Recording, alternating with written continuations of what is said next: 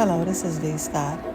I give you news, scandals, black history, poetry, and more here. Thank you for coming to my channel. Like, comment, and subscribe. I will talk to you down in the comments. We mentioned that you were initially told that your daughter had alcohol poisoning. So can you talk a little bit more about when you first found out that your daughter had been hurt, had died, what you were told, and what made you question what you were told? Well, I received a call on Saturday saying that my daughter was sick and that she had alcohol poison, but her doctor had never arrived, so I don't know where they had got the alcohol poison from. So at that time, they said a doctor was on the way to examine her. As Mexican authorities push for the extradition of an American suspect in connection with the death of Shanquella Robinson, her mother has spoken about one conversation she had with her daughter's vacation travel associates. The mom said the women talked to her about outfits they planned to wear to her funeral, but never once revealed there was a fight between Shanquella and at least one of the girls that contributed to her death. So, what were they trying to hide, and did they even attend the funeral in the end? Let's find out. On Wednesday, December 7th, an interview with Salamandra Robinson, the 25-year-old's bereaved mother, debuted on the ABC News program Nightline. While Salamandra spoke about how she wakes up every day with her daughter on her mind and how certain pictures make her cry. She also mentioned how she found out the story her daughter's ostensible friends told her about her demise most likely was not true. Salamandra said she received an anonymous phone call telling her about a violent altercation between the Charlotte native and someone on the trip. They said they were over there fighting that girl. The mother recalled the caller saying, "And that's the way they left it, just like that." Said they were over there fighting her. "I don't know why they keep telling her alcohol poisoning."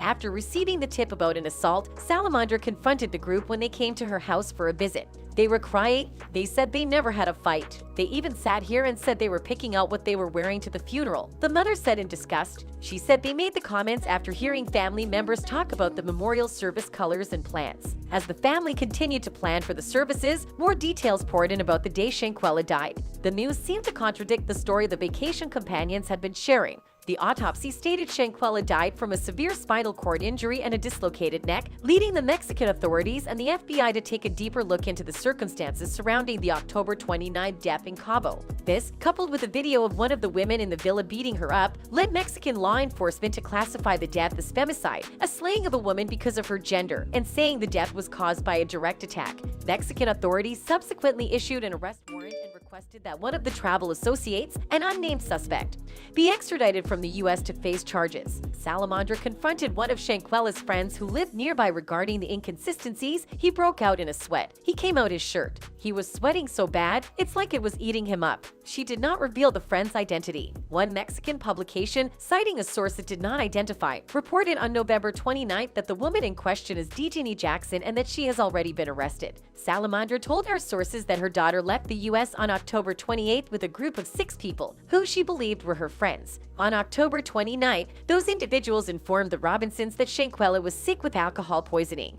Ms. Robinson said she later spoke with a woman who told her Shanquella had died. She continued communication with that woman, she claims, until she received an autopsy report that revealed Shanquella had suffered a broken neck and a severe spinal cord injury before dying. "I couldn't confront them really because they were gone," Salamandra later said. "I did talk to the police. I didn't talk to the other ones again because I didn't see them anymore. They came to our home before the autopsy came." The traveling party was allowed to return to the U.S. after Shanquella's death. Last month, a video circulating online appeared to show Shanquella being beaten by one of the women in the group at the luxury rental property where they were staying. 5 days after Shanquella's funeral on the 19th of November, prosecutors said that her death resulted from a direct attack and not an accident. When contacted by our sources, the FBI said there is an ongoing investigation but did not confirm whether any arrests or extraditions have been made at this time. "I'm just trying to wait for somebody to be arrested. The FBI is not telling anything," Salamandra said. She added that she did not believe her daughter had any issues with the people she traveled with, but they may have fallen out when they arrived in Mexico. Shanquella's father, Bernard Robinson, told the Washington Post that he called the property's management to locate his daughter's body on the 30th of October. He said a worker at the rental was the first person to come forward with information about the real circumstances surrounding Shanquella's death. "She is an angel. She's the one who first told us the truth," Mr. Robinson told the Post. She said, "Mr. Robinson, your daughter didn't die of alcohol poisoning. She died of a broken neck." Robinson Sr. said her daughter was an entrepreneur and had 2 businesses, Exquisite Babies and Exquisite Boutique, where she braided children's hair and sold clothes. She was a good person, loved people, loved life, her father said. You know, she had harder goals. She didn't mess with nobody. It's indeed shocking that the people Shanquella thought were her friends only thought about what they would wear during her funeral instead of helping her family find justice. Shanquella and her friends arrived in San Jose del Cabo on October 28.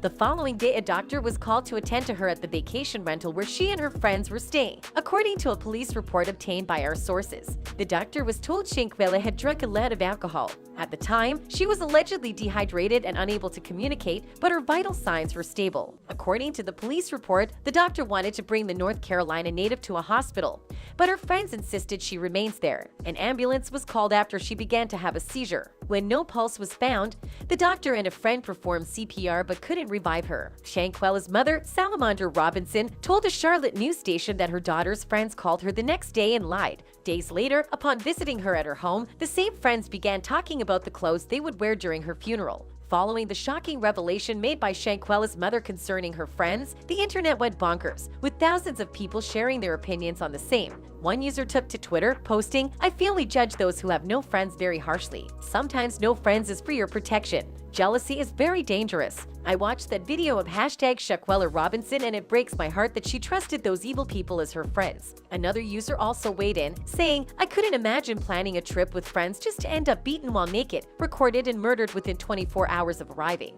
A beautiful young lady lost her life too soon for nothing and those people that were with her need to be arrested immediately.